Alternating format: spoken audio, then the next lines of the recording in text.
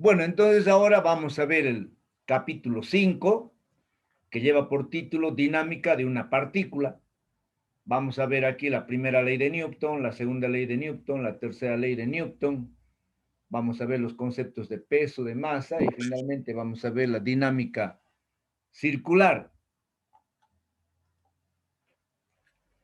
Bueno, en el anterior capítulo, es decir, en el capítulo 4, nosotros hemos estudiado el movimiento de los cuerpos sin tomar en cuenta las causas que lo producen.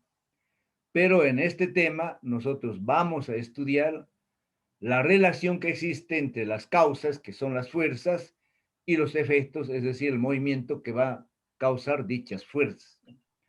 Por lo tanto, la dinámica es parte de la mecánica que estudia el movimiento de los cuerpos tomando en cuenta las causas que lo producen. Vamos a ver qué dice Newton en su primera ley. ¿Ya?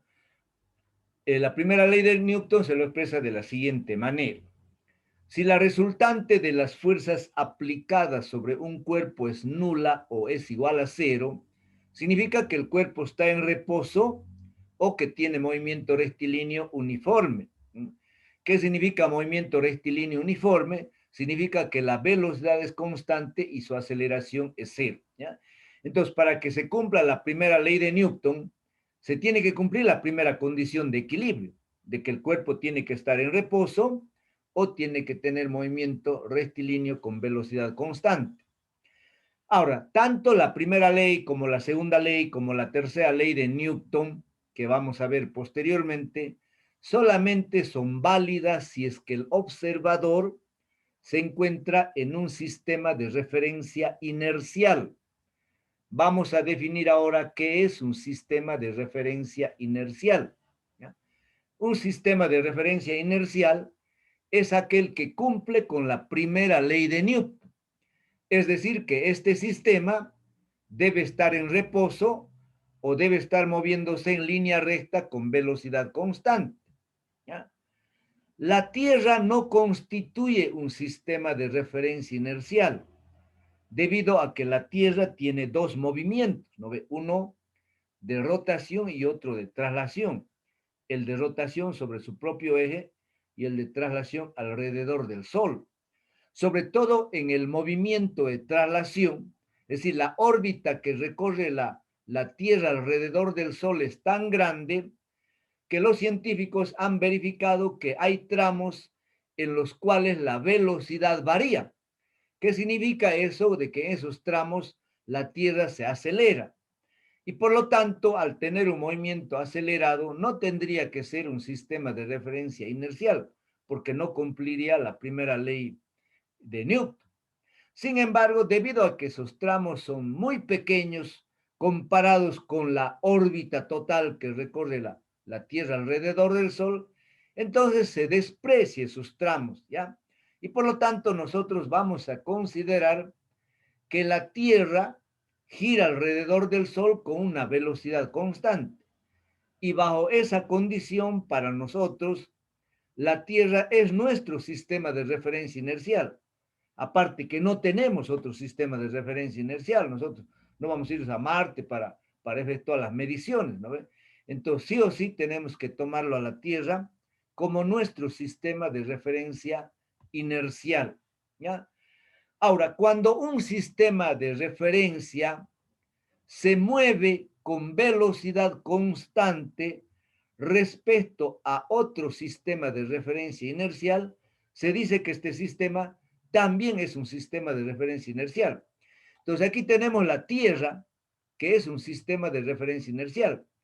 Si un móvil o si un cuerpo se mueve con velocidad constante respecto a la Tierra, entonces este cuerpo o este móvil también representa un sistema de referencia inercial, ¿ya? Por lo general, en todo sistema de referencia inercial se cumplen las leyes de Newton. Veamos ahora qué es un sistema de referencia no inercial, ¿ya? Si un sistema se mueve con aceleración respecto a un sistema de referencia inercial, se dice que este sistema es acelerado o no inercial, ¿ya? En un sistema de referencia inercial, no se cumplen, ¿ya? En un sistema de referencia no inercial, no se cumplen las leyes de Newton. ¿Por qué? Porque siempre va a estar con movimiento acelerado. Veamos la segunda ley del movimiento de Newton. La segunda ley del movimiento de Newton nos afirma que cuando la fuerza resultante que actúa sobre un cuerpo no es nula o es diferente de cero, el cuerpo se mueve con movimiento acelerado y que la aceleración que adquiere debido a la acción de esa fuerza depende de otra propiedad del cuerpo que Newton lo llamó la masa. Consideremos un cuerpo de masa m, el cual se encuentra sobre una superficie horizontal. Entonces, si se lo aplica una fuerza F, ¿ya? Este cuerpo se va a mover con aceleración. Newton ha efectuado diferentes experimentos con diferentes cuerpos en laboratorio, él ha medido las fuerzas, él ha medido la aceleración y él ha encontrado una razón entre la fuerza y la aceleración. Y esa razón él ha considerado que es una propiedad intrínseca que tienen cada cuerpo o que tienen todos los cuerpos y que lo ha llamado la masa, ¿ya? Y que la aceleración de ese cuerpo prácticamente depende inversamente de esa masa, ¿ya? Entonces, si de esta primera ecuación se despeja F, F es igual a M por A. Y si nosotros despejamos la aceleración de esta ecuación, la aceleración es igual a F sobre M, ¿ya? Esta ecuación representa la famosa segunda ley de Newton o ley de la dinámica lineal de Newton, ¿ya? En esta ecuación, esta segunda ecuación, donde A es igual a F sobre M, podemos ver nosotros de que la aceleración depende directamente de la fuerza, ¿ya? E indirectamente de la masa. ¿Por qué decimos que depende directamente de la fuerza? Porque si la fuerza es cero, la aceleración es cero. Si la fuerza es positiva, la aceleración es positiva. Si la fuerza es negativa, la aceleración es negativa. Si la fuerza se duplica, la aceleración se duplica. Si la fuerza se triplica, la aceleración se triplica.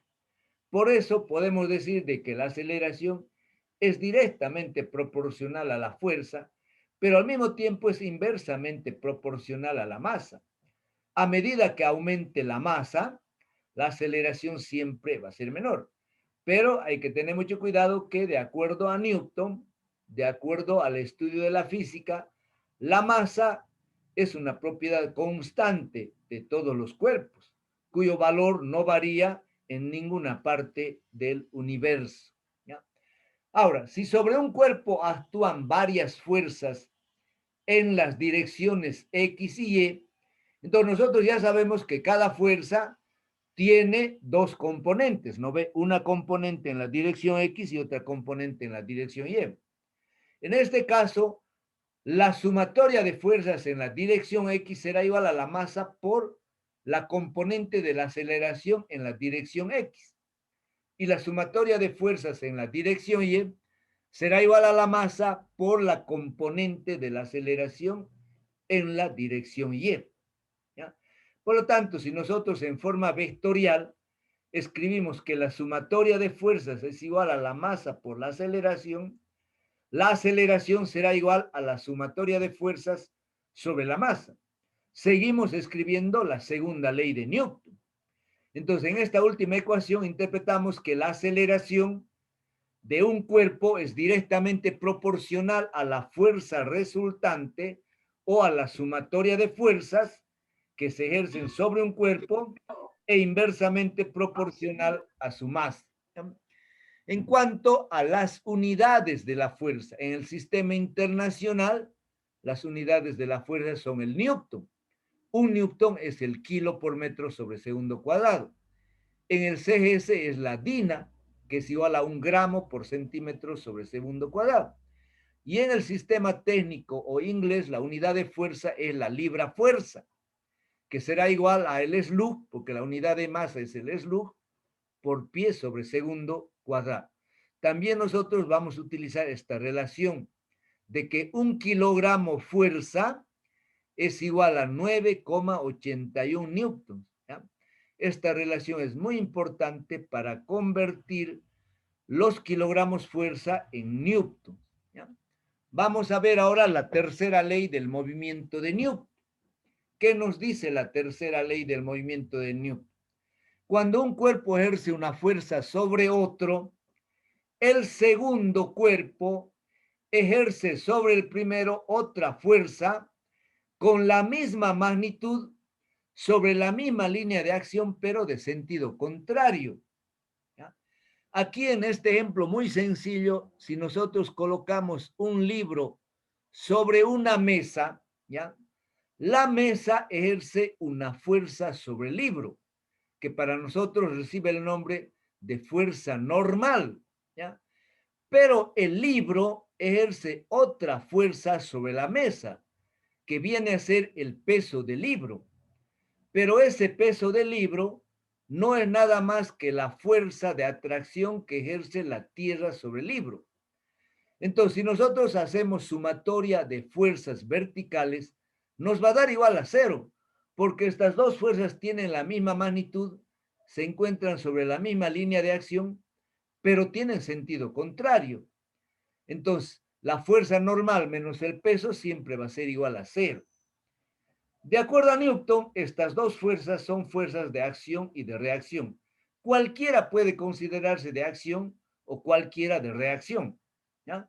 Entonces, el par de estas fuerzas que aparecen en la tercera ley de Newton reciben el nombre de acción y reacción. Vamos a ver ahora qué se entiende por movimiento relativo. ¿Ya? Un movimiento es relativo cuando las magnitudes físicas como la velocidad, la aceleración, el desplazamiento, son medidas desde un sistema de coordenadas o un sistema de referencia que se encuentra en movimiento. Es decir, si nosotros medimos la velocidad de un auto desde un avión, lo que estamos midiendo es una velocidad relativa. ¿Por qué? Porque el avión está en movimiento. Y en ese caso, el sistema de referencia viene a ser el avión. ¿Ya? Veamos un par de ejemplos. Para una persona que viaja dentro del automóvil o dentro de un automóvil, su asiento permanece en reposo respecto al automóvil. ¿Por qué? Porque el asiento se mueve con la misma velocidad que el automóvil. En cambio, para un observador que está sentado, parado en la calle, el asiento del automóvil se mueve con la misma velocidad del automóvil, pero esta velocidad es respecto a la calle, ¿no? Respecto al lugar donde está parado el observador o la persona. Veamos un ejemplo de movimiento relativo. El ejemplo dice lo siguiente. Desde lo alto del mástil de un barco se deja caer una piedra. ¿Cómo será el movimiento de la piedra según un observador que se encuentra en la misma cubierta del barco y según otro observador que se encuentra en un punto de la playa? Entonces, un observador que se encuentra en el barco, en este caso el sistema de referencia es el mismo barco, va a ver que la piedra cae verticalmente hasta llegar a la base del mástil, como se puede ver aquí en la figura. Entonces, un observador que está en el barco se mueve con la misma velocidad del barco y por lo tanto él va a ver que la piedra cae verticalmente. En cambio, vamos a ver qué sucede con el observador que se encuentra en la playa. ¿Ya? El observador que se encuentra en la playa tiene que tomar en cuenta que la piedra se está moviendo respecto a la playa. Y por lo tanto, para el observador que está en la playa, se mueve solidariamente junto con el barco. Es decir, que la piedra lleva la misma velocidad del barco. Entonces, el observador que está en la playa va a ver que la piedra hace un movimiento parabólico. Es decir, tiene un movimiento en dos direcciones. en la dirección X y en la dirección Y, porque a medida que la piedra va cayendo, también va avanzando, en este caso, hacia la derecha, con la misma velocidad que se está moviendo el barco, ¿ya? Muy bien, entonces estos son ejemplos de movimientos relativos que dependen del sistema de referencia donde se encuentre el observador o la persona que va a llevar a cabo la medición, ¿ya? Veamos aquí otro ejemplo en esta figura, ¿ya? ¿Cómo se denomina la velocidad relativa? La nomenclatura que vamos a utilizar nosotros es la siguiente. Si yo escribo VAB, la velocidad AB, se lee velocidad relativa de B respecto a A, ¿ya?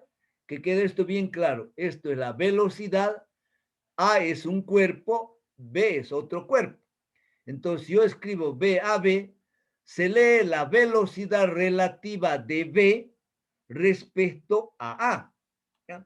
Bueno, en esta figura yo tengo en primer lugar un sistema de referencia inercial, que para nosotros es un sistema de coordenadas fijas, que viene a ser la Tierra. Entonces, aquí en la Tierra está un observador. Entonces, como este sistema de referencia está fijo, significa que no está en movimiento, está en reposo, ¿ya? Entonces, este sistema de referencia inercial cumple con la primera ley de Newton, porque aquí el observador es fijo. Aquí arriba tenemos nosotros un observador que se encuentra en un sistema de coordenadas en movimiento. Por lo tanto, el sistema de referencia A, estamos representando con A este observador, entonces el sistema de referencia A se encuentra en movimiento. Y por lo tanto, vamos a considerar que este sistema A se mueve, fíjense, en esta dirección, con una velocidad B sub A, ¿ya? Y más aquí representemos un cuerpo que se encuentra en movimiento con una velocidad B sub B, también en esta dirección, ¿ya? Entonces, este observador que está aquí en un sistema de referencia inercial va a medir la velocidad de este cuerpo y va a medir la velocidad de este sistema A. Entonces, la velocidad que mide es B sub A. Entonces, B sub A es la velocidad de A respecto al sistema de referencia inercial, ¿ya? Respecto al sistema fijo. B sub B, que es la velocidad de este cuerpo que está en movimiento, es la velocidad de este cuerpo respecto al sistema de referencia inercial o respecto a este observador fijo, ¿ya? Ahora, si es que este observador que está aquí en el sistema A mide la velocidad de este cuerpo, no va a medir el valor de B sub B, va a medir un valor relativo que lo representamos con BAB. Entonces, ¿qué significa BAB? Significa la velocidad de este cuerpo B medida desde A. Eso significa BAB, ¿ya? Ahora, observen aquí en la figura que el ángulo que forma el vector de la velocidad BA, que lo estoy trasladando aquí, es θ con el vector de la velocidad B sub B. Entonces, traigo esta velocidad A aquí, manteniendo dirección y sentido. Entonces, este ángulo θ es el ángulo que forma la velocidad B sub B con la velocidad B sub A. Entonces, aquí en esta figura, fíjense, yo traigo aquí B sub A, el vector B sub A, ¿ya? Entonces, justamente aquí está el cuerpo B. Y luego estoy representando esta velocidad de B, B sub B. Si yo aplico el método del triángulo para sumar estos dos vectores, entonces yo uno el extremo de BA con el extremo de B sub B. Entonces ahora yo puedo decir que el vector BA más el vector BAB será igual al vector B sub B. Esta es una suma vectorial que se cumple, ¿no ven? Entonces BA más BAB es igual al vector B. Entonces, a partir de esta ecuación ahora, yo puedo despejar BAB. Y B a B será igual a ¿qué? A B sub B sobre B sub A. Perdón. B a B será igual a B sub B menos B sub A. Entonces, ¿qué es lo que tengo yo aquí? Tengo una diferencia de dos vectores. La magnitud de esta diferencia de dos vectores lo podemos encontrar con el teorema del coseno que hemos visto en el capítulo 2. ¿Ya? Entonces, si yo quiero conocer la magnitud de B a B, tengo que conocer la magnitud de la velocidad B, la magnitud de la velocidad A y el ángulo que forma estas dos velocidades. En este caso, fíjense, el ángulo que forma BA con B sub B es tita. Entonces aplico el teorema de Pitágoras, perdón, aplico el teorema de los cosenos para determinar la magnitud de esta velocidad relativa. ¿Ya? Entonces, BAB, repito, significa la velocidad de B, la velocidad del cuerpo B, medida por A. ¿Ya? No es nada más que una diferencia de velocidades, cuya magnitud estará dada por la raíz cuadrada de B sub A al cuadrado más B sub B al cuadrado menos 2BAB B sub B por el coseno del ángulo que forman esos dos vectores. ¿Ya? Entonces, de esa forma se calcula la magnitud de la velocidad relativa, aceleración relativa, desplazamiento relativo, etcétera, etcétera. ¿Ya? En el texto hay un ejemplo para que ustedes puedan orientarse de una manera mejor. Veamos ahora el concepto de peso. Ya habíamos definido nosotros en el capítulo 3 qué es el peso. ¿Ya? Entonces, el peso de un cuerpo se define como la fuerza de atracción que ejerce la Tierra sobre dicho cuerpo. Sin embargo, un cuerpo que está en el universo es atraído por todas las partículas que lo rodean. Entonces, de una manera más general, se puede definir al peso como la fuerza resultante ejercida sobre un cuerpo por todos los demás cuerpos que lo rodean en el universo. El concepto de masa. La masa es la cantidad de materia que tiene un cuerpo. La masa está relación en física la masa está relacionada con la inercia de los cuerpos. ¿Qué es la inercia de los cuerpos? La inercia es una propiedad que tienen los cuerpos de mantenerse en el estado que se encuentran frente a la acción de fuerzas externas. Si yo dejo un libro en la mesa de mi casa, ese libro va a permanecer sobre la mesa, excepto que venga alguien y lo levante, ¿no ve? Entonces, se dice que un cuerpo tiene movimiento rectilíneo, va a permanecer con ese movimiento, excepto si alguien viene y lo ejerce una fuerza externa. Como por ejemplo, si yo piso el freno, bueno, el auto se va a detener, ¿no ve? Bueno, eso es inercia, es la propiedad que tienen los cuerpos de mantenerse en el estado que se encuentran frente a la acción de fuerzas externas. Ahora, la inercia está relacionada con la masa. Mientras un cuerpo tenga más masa, tiene más inercia. Por eso es más difícil detener un tren que detener un automóvil, porque el tren tiene una gran masa y por lo tanto tiene una gran inercia. El automóvil tiene una masa menor, una inercia menor. ¿Ya? Entonces, si un cuerpo tiene inercia es porque tiene materia, porque tiene masa.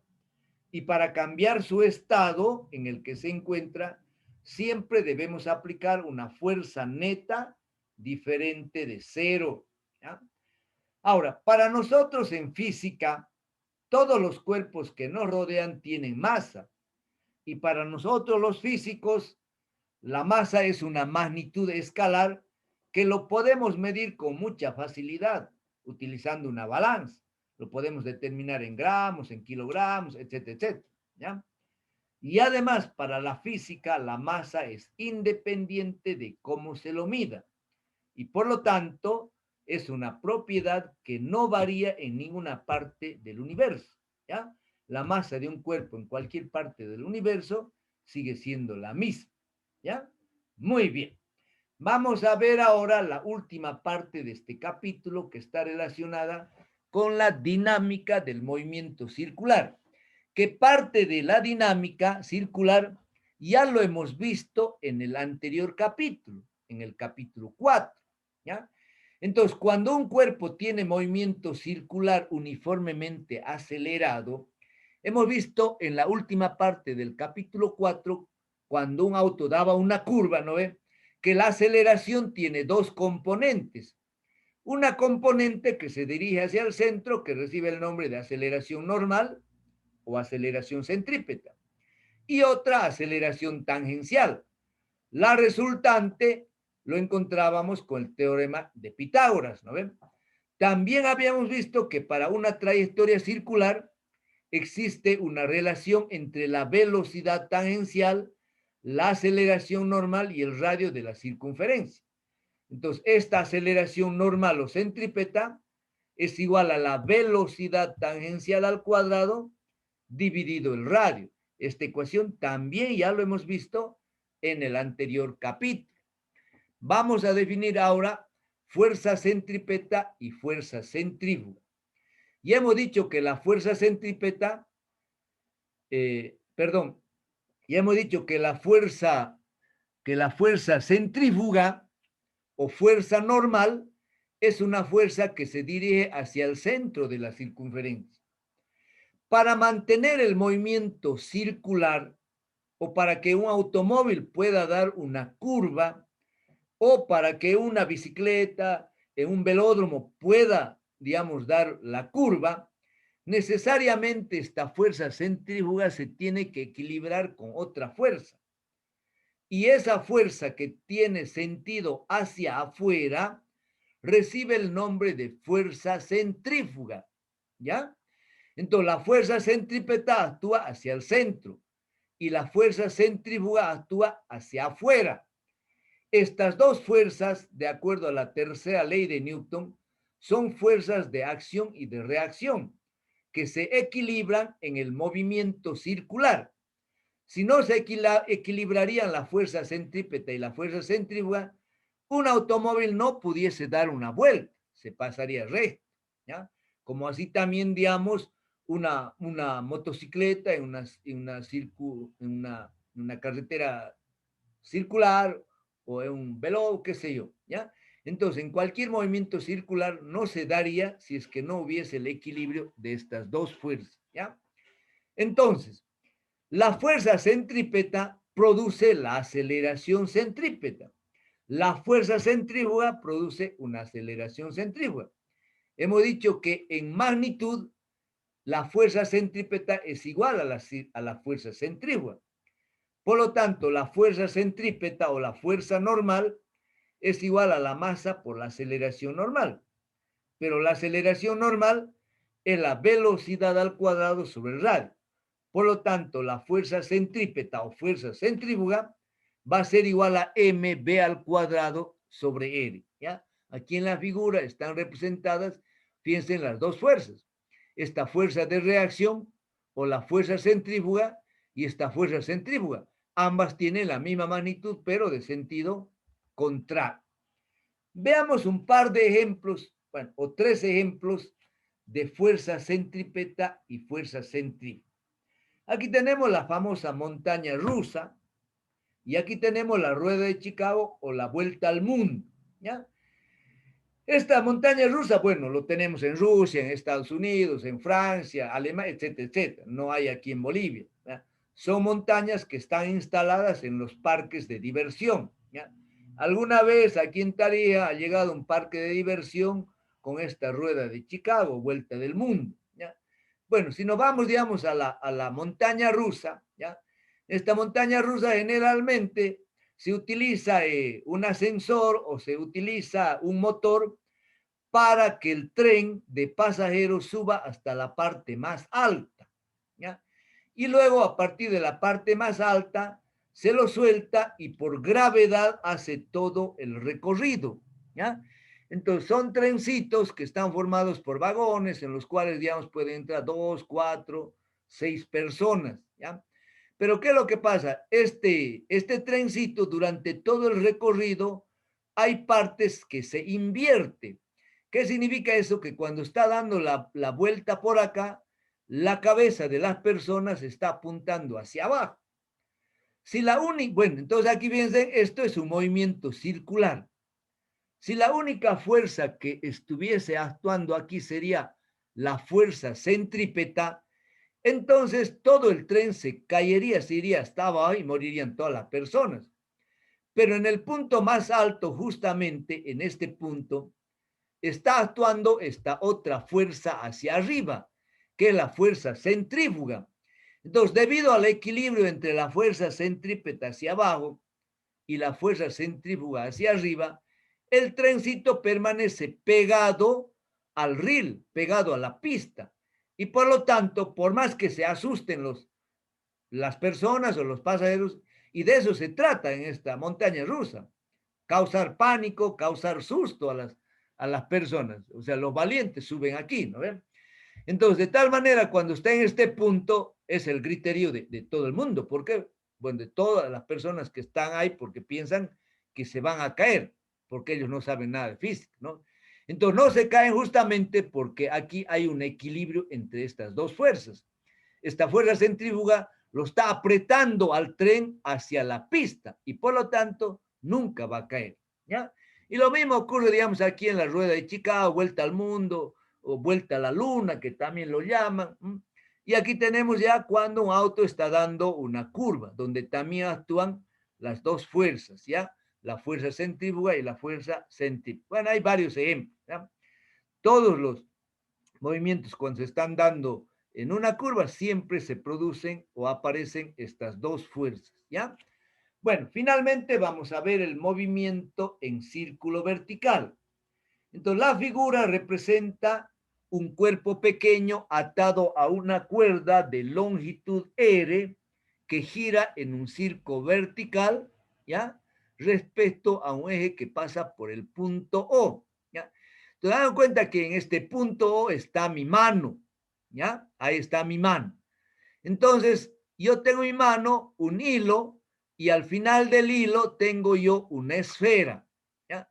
Entonces, en la posición de equilibrio, la esfera va a estar así verticalmente, ¿ya? Verticalmente. Entonces, yo puedo agarrar, impulsarlo, hacerlo girar en el sentido contrario de las agujas del reloj o en el sentido de las agujas del reloj. Es decir, lo hago girar, imagínense, lo hago girar así en un círculo vertical, ¿no ve? Porque horizontal sería sobre una mesa horizontal. En cambio, este es un círculo vertical, ¿ya? Entonces, la magnitud de la velocidad aumenta cuando va descendiendo y disminuye cuando va ascendiendo o cuando va a subir. La aceleración en este tipo de movimientos siempre va a tener dos componentes, una componente normal y otra componente tangencial, ¿ya? Bueno, consideremos nosotros que le damos un movimiento en el sentido contrario de las agujas del reloj, ¿ya? Entonces, aquí en la posición vertical hemos dicho es la posición de equilibrio. Si nosotros desplazamos un ángulo tita de la vertical, fíjense, si yo desplazo un ángulo tita hacia la derecha, las fuerzas que actúan en este punto son dos. La tensión en el hilo o en el cable que yo estoy sujetando y el peso, ¿no ve? El peso que lo estamos representando con mg. Este ángulo tita se reproduce aquí. Por lo tanto, el peso va a tener dos componentes. Una componente radial o central, que es mg coseno de tita, y otra componente tangencial, que es mg seno de tita, ¿ya?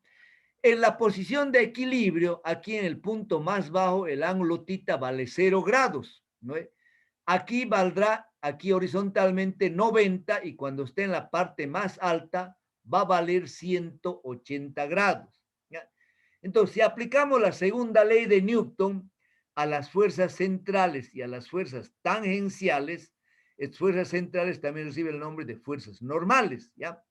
Entonces, a las fuerzas tangenciales, entonces la sumatoria de las fuerzas tangenciales será igual a esta componente mg seno de tita, porque no hay otra fuerza más tangencial. Y de acuerdo a la segunda ley de Newton, será igual a la masa por la aceleración tangencial. La sumatoria de fuerzas normales o radiales o centrales, ¿ya? ¿Será igual a qué? A la masa por la aceleración normal. Siempre cuando tenemos fuerzas dirigidas hacia el centro y hacia afuera, vamos a considerar positivas las que se dirigen hacia el centro y negativas las que se dirigen hacia afuera, ¿ya? Entonces, por eso aquí escribimos tensión hacia adentro positiva menos mg coseno de tita hacia afuera. Y de acuerdo a la segunda ley de Newton, esto tiene que ser igual a la masa por la aceleración normal o por la aceleración centrípeta, ¿ya? Entonces, a partir de esta primera ecuación, despejamos la aceleración tangencial. Entonces, la aceleración, la masa se simplifica y la aceleración tangencial va a ser directamente igual a ¿qué? A g seno de tita, o si no, a la fuerza tangencial dividido la masa. Fíjense en que la aceleración tangencial depende del ángulo tita, porque el valor de g es constante, ¿ya? Entonces, cuando está aquí en la posición vertical, el ángulo tita vale 0 y el seno de 0 es 0. Entonces, la aceleración tangencial aquí en la parte más baja vale 0. En la parte más alta, el ángulo vale 180. El seno de 180 nuevamente 0. Por lo tanto, en la parte más alta, la aceleración tangencial también vale 0. Para cualquier otro punto va a valer siempre diferente de 0. ¿Ya? Entonces, a partir de esta segunda ecuación, despejamos la aceleración normal. Entonces, la aceleración normal será la fuerza normal sobre la masa o directamente la tensión menos mg coseno tita dividido la masa. Pero hemos visto que la aceleración normal o centrípeta es igual a la velocidad al cuadrado sobre el radio, ¿ya? Voy a escribir nuevamente esta ecuación y voy a despejar yo la tensión. Entonces, despejando la tensión de esta ecuación, encontramos que la tensión es igual a la masa, paréntesis, b al cuadrado sobre el radio más g coseno de tita.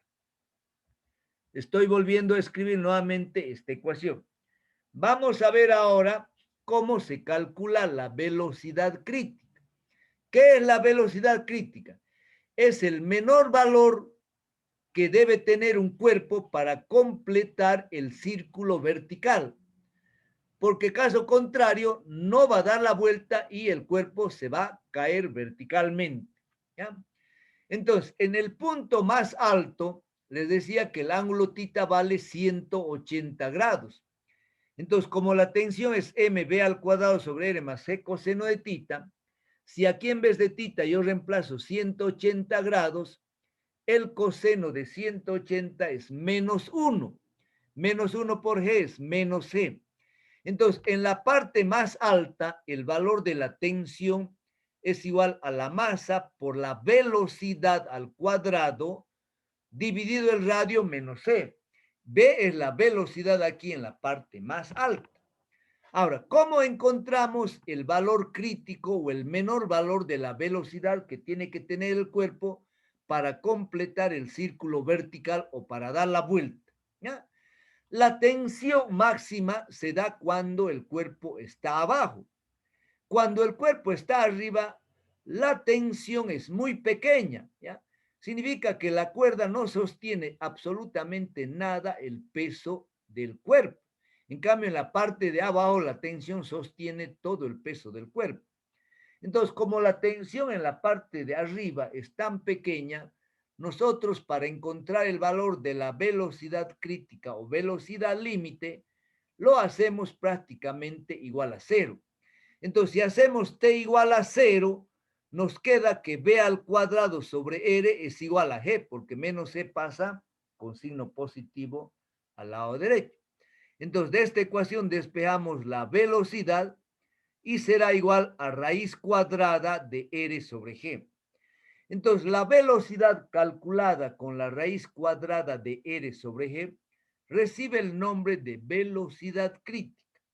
Con un valor menor de esta velocidad, el cuerpo no va a completar el círculo vertical Es decir, cuando esté llegando por acá, se va a caer. Esta velocidad crítica tiene mucha aplicación, sobre todo en los globos de la muerte. Alguna vez han debido escuchar o han debido ver en televisión que se arma un globo muy grande, en el interior del globo entran las motocicletas y giran o dan vueltas por debajo del globo, ¿ya? Entonces, si esa motocicleta llega aquí arriba con un valor menor de la velocidad crítica, la motocicleta se va a caer. Es decir, el motociclista se va a caer de arriba hacia abajo y le puede producir la muerte. Por eso, para asegurarse, suben o entran con una velocidad 2 veces mayor que la velocidad crítica. Eso les garantiza que van a dar la vuelta sin ningún problema. ¿Ya? Muy bien, entonces, mis queridos alumnos, con esto damos por terminado el capítulo 5. ¿Ya? La próxima clase ya vamos a arrancar con los problemas de este capítulo. Por lo tanto, les pido que aprovechen los días feriados. Mañana es un día feriado. Aprovechenlo todo el día para estudiar. Es decir, es un milagro tener un feriado. Por lo tanto, hay que aprovechar. ¿Ya? Entonces, aquí vamos a parar la grabación.